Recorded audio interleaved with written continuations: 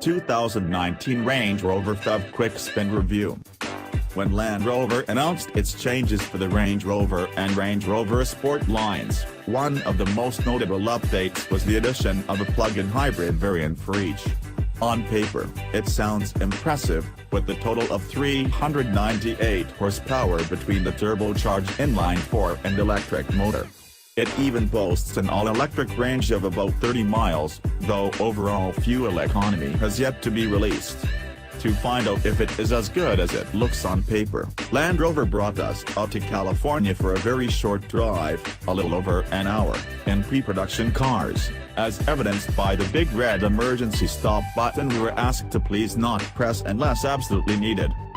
Our test car was a lovely light blue Range Rover Autobiography, which, being the second highest trim in the Range Rover lineup, made for a thoroughly luxurious place to experience the hybrid powertrain.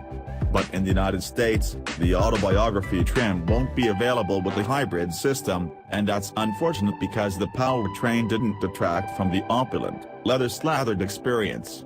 The turbocharged four-cylinder may not have the rippling soundtrack of the Autobiography's standard V8, but as four pots are concerned, this one is impressively smooth and quiet, and even when it becomes noisier under hard acceleration, the engine note isn't unpleasant. Acceleration with both engine and motor was also perfectly adequate and smooth, if not exhilarating. But really, a Range Rover like this isn't meant to be hustled like a sports car, it's meant for comfortable wafting and cruising. It should definitely compare favorably with the diesel and gas V6s and base and HSE trim Range Rovers, both of which have less power and less torque.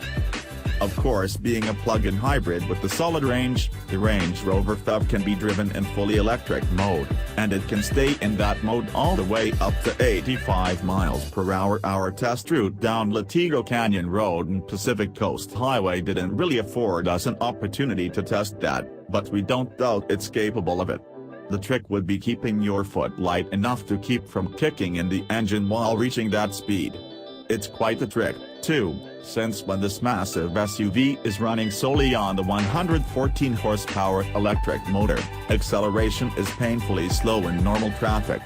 The ideal circumstances for running in electric-only mode seem to be slow or stop-and-go traffic.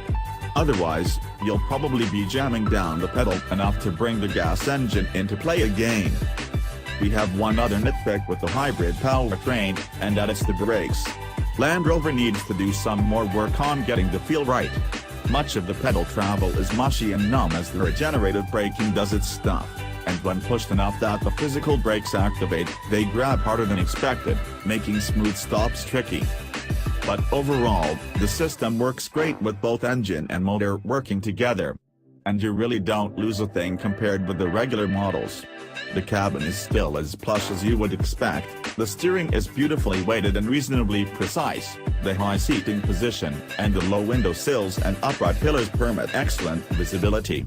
You can't even really tell from the outside that it's a hybrid, let alone a plug-in one, thanks in part to the well-hidden plug-in door in the grille. The full complement of off-road features is still available, too, including different drive modes for different terrain, adjustable ride height, and a traditional four-wheel drive system with low range, all of which we experienced on a dirt trail before the road drive. The Range Rover PHEV really is a diet Range Rover in the best possible way. Almost the identical flavor of any other Range Rover, but without the guilt of guzzling gasoline. Pricing hasn't been announced yet, but you'll be able to find one at your local Land Rover grocer this coming summer.